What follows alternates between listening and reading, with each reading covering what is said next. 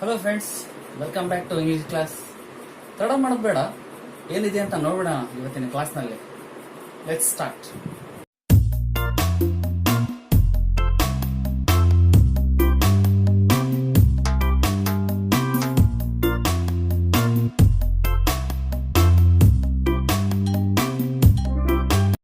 Our second poem, Quality of Mercy, ಕರುಣೆಯ ಗುಣ. The poem has been written by the greatest playwright of English literature, William Shakespeare. Let us see the poem. But before going to the poem, we shall know what is the plot the poem were set. ಯಾವೊಂದು ಪರಿಸ್ಥಿತಿಯಲ್ಲಿ ಈ ಪದ್ಯದ ಸಾಲುಗಳನ್ನು ಹೇಳಲಾಗಿತ್ತು ಅಂತ ನಾವು ನೋಡೋಣ. poem start ಆಗಿದ್ದ ಮುಂಚೆ. See, this poem is an extract from one of the masterpieces of William Shakespeare, a great drama, that is Merchant of Venice. Merchant of Venice ಎಂಬ ನಾಟಕದಿಂದ ಈ ಒಂದು ಪದ್ಯವನ್ನ ಆಯ್ದುಕೊಳ್ಳಲಾಗಿದೆ. ಈ ಪದ್ಯದಲ್ಲಿ ಏನ್ ಪರಿಸ್ಥಿತಿ ಇರುತ್ತೆ ಅಂದ್ರೆ, there will be two friends.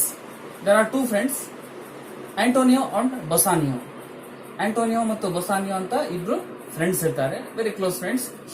Antonio is a Merchant.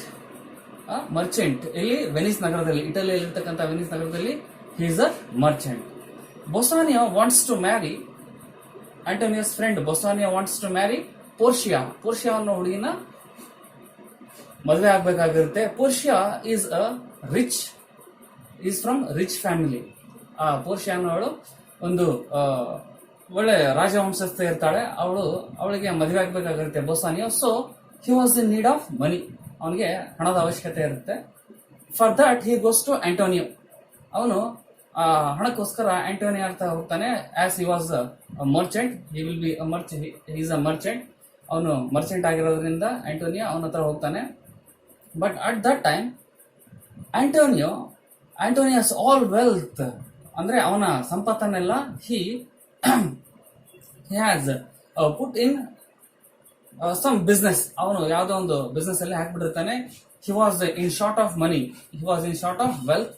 ಅವನ ಹತ್ರ ಅಷ್ಟೊಂದು ದುಡ್ಡಿರಲ್ಲ. So he decides to go to Shylock. ಇಲ್ಲಿ ಈ ಶೈಲಾಕ್ಗೆ ಈ ನಾಟಕದ villain, antagonist. Shylock is also a merchant. ಅವನು ಕೂಡ ವೆನಿಸ್ ನಗರದಲ್ಲಿ ಮರ್ಚೆಂಟ್ ಇರ್ತಾನೆ. ಜೀವಿಶ್ ಮರ್ಚೆಂಟ್. ಜೀವಿಶ್ ಅಂದ್ರೆ ಜೀವ್ ಅಂದ್ರೆ ಯಹೂದಿ ಇರ್ತಾನೆ ಅವನು. In Christian city. ವೆನಿಸ್ ಅನ್ನೋದು ಕ್ರಿಶ್ಚಿಯನ್ ಸಿಟಿ ಆಗಿರುತ್ತೆ. ಅಲ್ಲಿ ಇವನು ಮರ್ಚೆಂಟ್ ಆಗಿರ್ತಾನೆ Shylock. The both friends go to Shylock ಹತ್ರ ಹೋಗ್ತಾರೆ. ಶೈಲಾಕ್ ಅಗ್ರೀಸ್, ಆಯ್ತಪ್ಪ ನಾ ಕೊಡ್ತೀನಿ ಅಂತ ಒಪ್ಕೋತಾನೆ. ಈ ಅಗ್ರೀಸ್ ಟು ಪೇ ಲೋನ್ಸ್, ಹಣವನ್ನ ಕೊಡ್ಲಿಕ್ಕೆ ಅವನು ಒಪ್ತಾನೆ. But on a condition. ಆಗ ಒಂದು ಕಂಡೀಷನ್ ಇರುತ್ತೆ. ಏನಂದ್ರೆ it should be paid in very short time. ಅದನ್ನ ಬಹಳ ಕಡಿಮೆ ಅವಧಿಯಲ್ಲಿ ಅವನು ರೀಪೇ ಮಾಡಬೇಕು. Then if the both friends fail to repay the loans, ಆ ಹಣವನ್ನ ಏನಾದ್ರೂ ಮರಳಿ ಕೊಡ್ಲಿಕ್ಕೆ ಏನಾದ್ರೂ ವಿಫಲರಾದರೆ, Antonio should give Shylock the same amount of flesh. Antonio ಏನಿರ್ತಾನಲ್ಲ, ಅವನು ಆ ಹಣದ ಮೊತ್ತದ ಸಮಾನವಾದಷ್ಟು ಅವನ ದೇಹದ ಮಾಂಸವನ್ನು ಕೊಡಬೇಕು ಅನ್ನೋ ಒಂದು ವಿಚಿತ್ರವಾದ ಒಂದು ಒಂದು ಕಂಡೀಷನ್ ಅನ್ನು ಹಾಕ್ತಾನೆ. ಆಸ್ ಆಂಟೋನಿಯೋ ವಾಸ್ ರಿಚ್, ಅವನು ಹೆಂಗಿದ್ರು ರಿಚ್ ಇರ್ತಾನಲ್ಲ, he agrees without anything. He agrees, ಯಾವುದೇ ಒಂದು ಹೆಸಿಟೇಷನ್ ಇಲ್ದಂಗೆ, ಯಾವುದೋ ಒಂದು ಹಿಂಜರಿಕೆಲ್ಲಂಗೆ ಅವನು ಒಪ್ಕೊಂತಾನೆ. But the situation fails. ಆದರೆ ಪರಿಸ್ಥಿತಿ ವಿಫಲವಾಗಿ, they fail to repay the debt, repay the loans.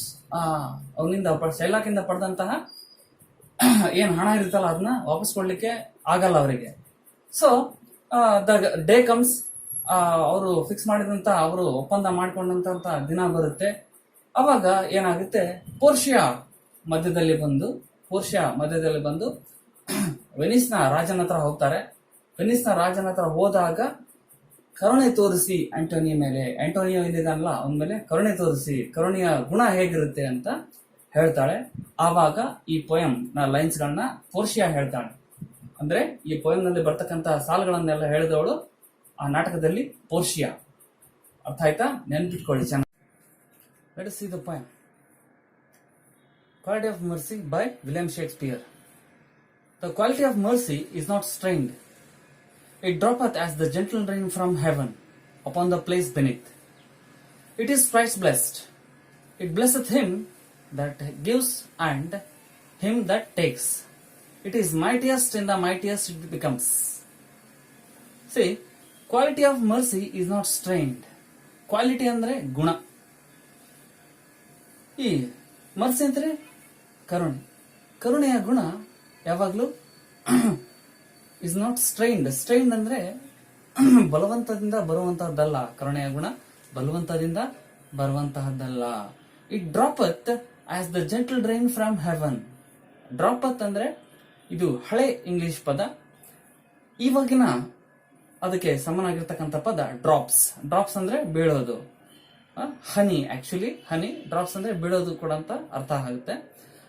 It droppeth as the gentle drain from heaven. ಅದು ಹೇಗೆ ಬರುತ್ತೆ ಕರುಣೆ ಅನ್ನೋದು. ಇಲ್ಲಿ ಈ ಪೋಯಂ ನಲ್ಲಿ ನಾವು ಒಂದು ಅಬ್ಸರ್ವ್ ಮಾಡಬೇಕಾಗಿರೋದು ಏನಂದ್ರೆ, ಇಲ್ಲಿ ಈ ಪೋಯಂ ನಲ್ಲಿ ಇಟ್ ಅನ್ನೋ ಪ್ರನೌನ್ ಗಳನ್ನ ಬಳಸಿದ್ದಾರೆ. ಇಟ್ ಅನ್ನೋ ಪ್ರನೌನ್ ಗಳನ್ನ ಬಹಳಷ್ಟು ಸತಿ ಬಳಸಿದ್ದಾರೆ. ಇಲ್ಲಿ ಇಟ್ ಅಂತ ಯಾವಾಗ ಬರುತ್ತಲ್ಲ, ಆ ಇಟ್ ಅನ್ನೋ ವರ್ಡ್ ನ ಮರ್ಸಿ ಬದಲಾಗಿ ಬಳಸಿದ್ದಾರೆ. ಮರ್ಸಿ ಅನ್ನೋ ಪದಕ್ಕೆ ಬದಲಾಗಿ ಬಳಸಿದ್ದಾರೆ. ಹಾಗಾದ್ರೆ ಇಟ್ ಅಂದ್ರೆ mercy droppeth as gentle drain from heaven. ಅದು ಸ್ವರ್ಗದಿಂದ. ಹೆವನ್ ಅಂದ್ರೆ ಸ್ವರ್ಗ. ನಾವು ಗ್ರಾಂಡ್ ಕ್ಲಾನ್ಸಿಟ್ರಿ ಪೋಯಂ ಹೇಳ್ಬೇಕಾದ್ರೆ ಹೆಲ್ಗೆ ಅಪೋಸಿಟ್ ಆಗಿ ಹೆವನ್ ಅಂತ ಹೇಳಿದ್ದೆ. ಸಿ, ಹೆವನ್ ಅಂದ್ರೆ ಸ್ವರ್ಗ. ಅದು ಮರ್ಸಿ, ಕರುಣೆ ಹೇಗೆ ಬರುತ್ತೆ? ಅದು ಬಲವಂತದಿಂದ ಬರುವಂತದ್ದಲ್ಲ. It droppeth as the gentle drain from heaven. ಅದು ಸ್ವರ್ಗದಿಂದ ಸೌಮ್ಯವಾದ. ಜೆಂಟಲ್ ಅಂದ್ರೆ ಸಾಫ್ಟ್, ಸೌಮ್ಯವಾದ, ಮೃದುವಾದ, ಶಾಂತವಾದ ಅಂತ ಅರ್ಥ ಕೂಡ ಕೊಡುತ್ತೆ. ಜೆಂಟಲ್ ಅಂದ್ರೆ ಸೌಮ್ಯವಾದ ಮಳೆಯಂತೆ ಅದು ಸ್ವರ್ಗದಿಂದ ಬರುತ್ತೆ ಅಂತ ಹೇಳ್ತಾರೆ. ಅಪಾನ್ ದ ಪ್ಲೇಸ್ ಬಿನಿತ್ ಅಂದ್ರೆ ಕೆಳಗಡೆ ಇರ್ತಕ್ಕಂಥ ಸ್ಥಳದ ಮೇಲೆ ಅದು ಬೀಳುತ್ತೆ, ಅದ್ರ ಮೇಲೆ ಬರುತ್ತೆ ಅಂತ ಅರ್ಥ. It is twice blessed. ಅದು 2 ಸತೆ ಆಶೀರ್ವದಿಸಲ್ಪಟ್ಟಿದೆ. ಬ್ಲೆಸ್ಡ್ ಅನ್ನೋದು ಬ್ಲೆಸ್ ಅನ್ನೋದನ್ನ V3 ವರ್ಬ್ 3 ಅದು ಬ್ಲೆಸ್. ಬ್ಲೆಸ್ ಅಂದ್ರೆ ಆಶೀರ್ವದಿಸು. ಇದು 2 ಬಾರಿ ಆಶೀರ್ವದಿಸಲ್ಪಟ್ಟಿದೆ. ಟ್ವೈಸ್ ಅಂದ್ರೆ 2 ಬಾರಿ ಆಶೀರ್ವದಿಸಲ್ಪಟ್ಟಿದೆ. It blesseth him that gives. ಇದು ಕರುಣೆಯನ್ನ ಕೊಡ್ತಕ್ಕಂಥವನಿಗೆ, ಕರುಣೆ ಯಾರು ತೋರಿಸ್ತಾರಲ್ಲ ಅವರಿಗೂ ಆಶೀರ್ವದಿಸುತ್ತೆ. ಇದು ಕರುಣೆಯನ್ನ ಯಾರು ಸ್ವೀಕಾರ ಮಾಡ್ತಾರಲ್ಲ ಅವರಿಗೂ ಇದು ಆಶೀರ್ವದಿಸುತ್ತೆ ಕರುಣೆ ಅನ್ನೋದು. It is mightiest in the mightiest. Might ಅಂದ್ರೆ ಬಲಶಾಲಿ. ಇದು ಬಲಶಾಲಿಗಳಲ್ಲಿಯೇ ಬಲಶಾಲಿ. ಕರುಣೆ ಅನ್ನೋದು ಬಲಶಾಲಿಗಳಲ್ಲಿಯೇ ಬಲಶಾಲಿ ಆಗುತ್ತದೆ ಅಂತ ಕವಿ ಹೇಳ್ತಾರೆ. Let us see the second ಸ್ಟಾನ್ಸಾ. The throne monarch better than his crown. His scepter shows the force of temporal power, the attribute to awe and majesty, wherein doth sit the dread and fear of kings. But mercy is above this sceptered sway. ನೋಡ್ರಿ ಏನ್ ಹೇಳ್ತಾರೆ ಇದರಲ್ಲಿ. The throne monarch better than his crown. Crown ಅಂದ್ರೆ ಕಿರೀಟ. Throne ಅಂದ್ರೆ ಸಿಂಹಾಸನ. Monarch ಅಂದ್ರೆ ರಾಜ, ಮಹಾರಾಜ. Monarch ಅಂದ್ರೆ ಮಹಾರಾಜ. ಒಬ್ಬ ಸಿಂಹಾಸನವನ್ನೇರಿದ ಮಹಾರಾಜನಿಗೆ ಇದು ಬೆಟರ್ ಅಂದ್ರೆ ಮಿಗಿಲಾದದ್ದು ಅಥವಾ ಉತ್ತಮವಾದದ್ದು. ಕರುಣೆ ಅನ್ನೋದು ಅವನ ಕಿರೀಟಕ್ಕಿಂತ ಮಿಗಿಲಾದದ್ದು. The throned monarch better than his crown. ಒಬ್ಬ ಸಿಂಹಾಸನಾರೂಢ ರಾಜನಿಗೆ, ಮಹಾರಾಜನಿಗೆ ಇದು ಕರುಣೆ ಅನ್ನುವುದು ಅವನ ಕಿರೀಟಕ್ಕಿಂತ ಮಿಗಿಲಾದುದು. ಅಂದ್ರೆ ಆ ಗುಣ ರಾಜನಲ್ಲಿ ಇರಬೇಕಾಗುತ್ತೆ. See, these are words said by Portia. ಇದು ಪೋರ್ಷಿಯಾ ಹೇಳ್ತಕ್ಕಂತ ಮಾತುಗಳು. ಯಾರಿಗೆ? ಇಟಲಿಯ ರಾಜನಿಗೆ, ವೆನಿಸ್ ನಲ್ಲಿರ್ತಕ್ಕಂತ ರಾಜನಿಗೆ. Then his sceptre shows force of temporal power.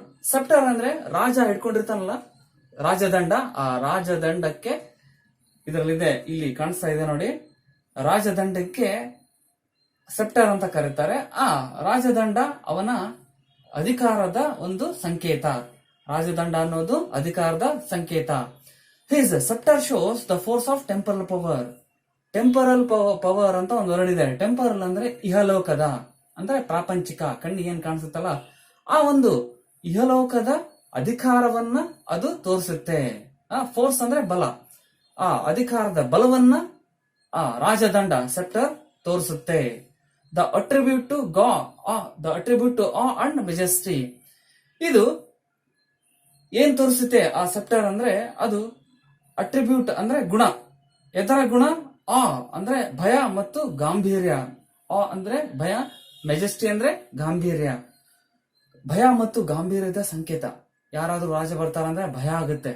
ರಾಜ ಬರ್ತಾ ಇದ್ದಾನೆ ಅಂದ್ರೆ ಭಯ ಆಗುತ್ತೆ, ಎಲ್ಲರೂ ಗಂಭೀರವಾಗಿರ್ತಾರೆ.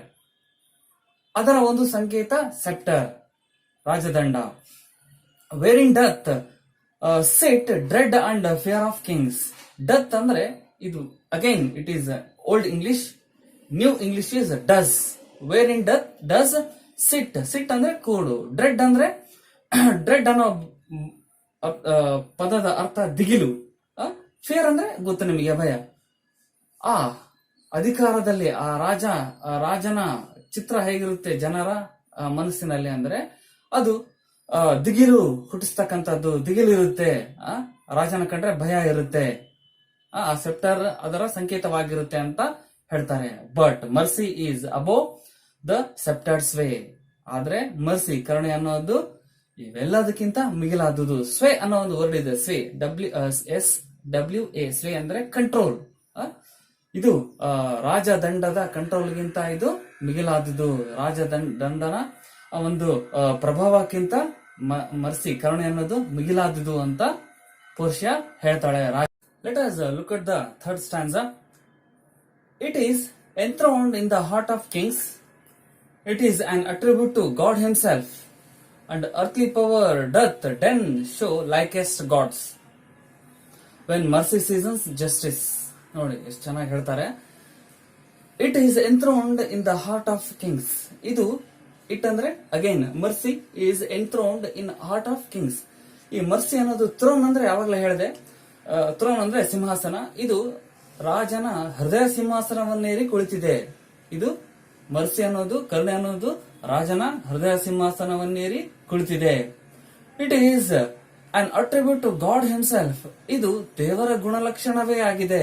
ಇದು ದೇವರ ಒಂದು ಲಕ್ಷಣವೇ, ದೇವರ ಗುಣವೇ ಆಗಿದೆ. ಕರುಣೆ ಅನ್ನೋದು ದೇವರ ಗುಣವೇ ಆಗಿದೆ. It is attribute to God himself. Attribute ಅಂದ್ರೆ ಗುಣ ಅಥವಾ ಲಕ್ಷಣ. And earthly power doth then shows likest God's when mercy seasons justice. When mercy seasons justice, ಯಾವಾಗ ಕರುಣೆ ಅನ್ನೋದು ಹದಗೊಳಿಸಿದಾಗ ಅಥವಾ ಮೃದುಗೊಳಿಸಿದಾಗ ಏನಾಗುತ್ತೆ?